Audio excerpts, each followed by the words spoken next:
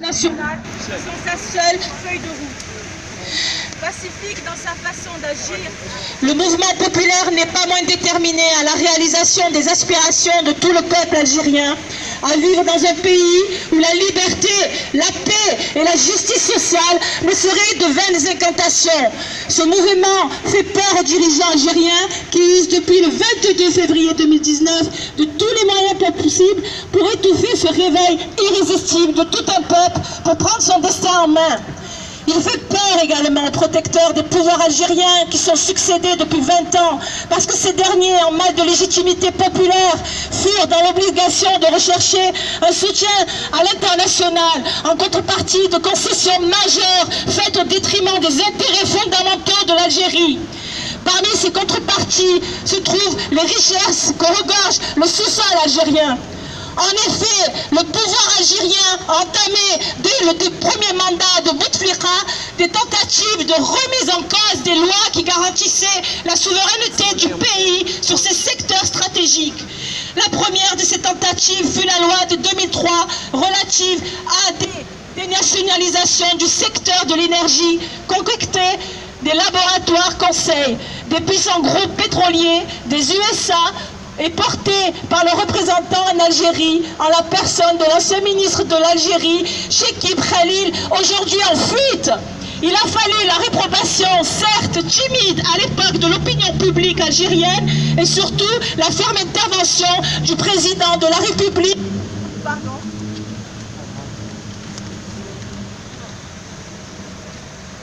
Du président de la République bolivarienne du Venezuela, Hugo Chavez, pour que Bouteflika daigne asseoir de cette loi.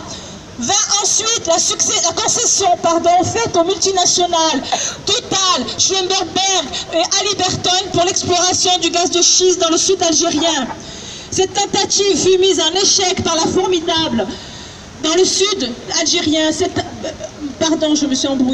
tentative fut mise en échec par la formidable mobilisation de la population à Ain Salah et d'autres localités sahariennes durant les années 2014 et 2015.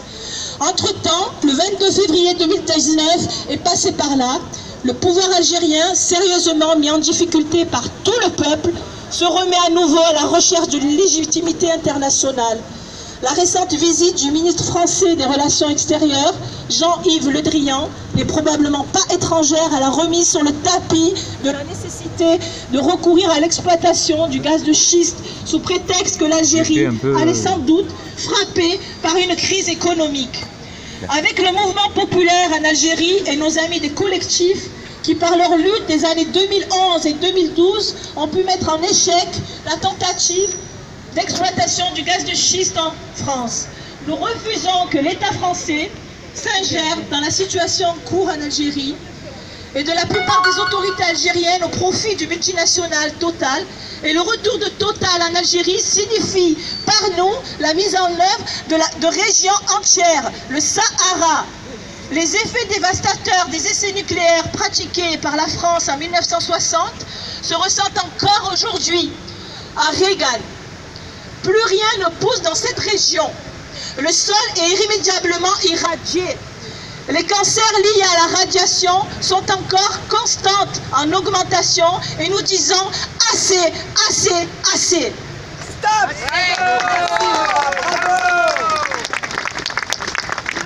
Ça y est, voilà.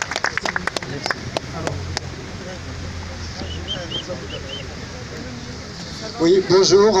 J'interviens de la part de l'association ATTAC. Je voudrais dire d'abord que nous sommes extrêmement reconnaissants au peuple algérien pour ce qu'il fait depuis un an, qui relance l'espoir. L'espoir qui a été allumé par la révolution tunisienne en 2011. Et puis pas seulement l'espoir de la démocratie qui demande du temps à construire, hein, ça ne va pas se faire du jour au lendemain, mais ça ne fait rien. Il y a cet espoir et aussi l'espoir d'une vraie indépendance. Pas seulement une indépendance sur le papier, mais une indépendance vis-à-vis des puissances capitalistes internationales. Et cela, pour nous, ça nous réconforte, ça nous réchauffe. Donc je dis encore merci et enfin voilà, nous sommes reconnaissants. Si ça marche, excusez-moi. Alors, le gouvernement fait appel à Total pour relancer le système presque devenu traditionnel, c'est-à-dire on vend les richesses du sous-sol et au passage on s'en met plein les poches et on prétend que comme ça il y aura du développement pour tout le monde, etc. Mais nous connaissons la même chose. Total a vraiment une stratégie mondiale. On voit par exemple que Total prétend dans ses documents officiels être fidèle à l'accord de Paris sur la question du climat. Hein, la conférence à Paris en 2015, hein. Et donc, oui, on va respecter les objectifs de l'accord de Paris, prétendent-ils, c'est-à-dire ne rien faire qui pourrait augmenter les températures, la température moyenne de plus de 2 degrés. Mais en réalité, dans les documents destinés au cadre de Total, il est clair qu'ils font référence à des scénarios de développement de l'énergie qui aboutiraient à plus 3 degrés de réchauffement climatique. Donc Total nous ment, je dirais même nous ment totalement. Il y a le discours officiel et surtout ils ne veulent pas de loi contraignante, ça ils l'ont dit. Et nous devons donc nous aussi lutter contre cette mainmise des multinationales avec les complicités qu'elles ont dans les gouvernements, dans notre gouvernement en particulier. Alors je voudrais un peu revenir sur les mensonges de Total, les mensonges ou les demi-mensonges. Par exemple, oui, non, on vous entend.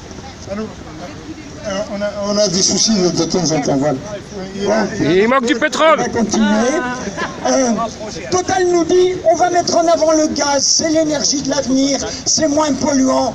Ah oui, c'est vrai, quand on brûle du gaz, au lieu de brûler du mazout, c'est peut-être un peu moins polluant. Mais comme de toute façon leur projet et leur réalité de Total, c'est de continuer à développer la motorisation avec les énergies fossiles, de toute façon, ils vont continuer à augmenter les émissions de gaz à effet de serre. Et il faut dire aussi que pendant qu'ils font de la publicité sur le GNL, le gaz naturel liquéfié, ils se gardent bien de nous dire que ce GNL est fait en grande partie avec des gaz de schiste. Et d'autre part, ils continuent à augmenter leur production de pétrole de 8% par an à l'échelle mondiale. Donc nous avons affaire à une puissance qui se moque des lois, qui se moque de ce que pensent et de ce que veulent les peuples. Et en tant qu'association Attac, nous faisons partie d'une campagne surtout européenne, une campagne en direction de l'ONU qui s'intitule « Des droits pour les peuples et pour l'environnement, des règles pour les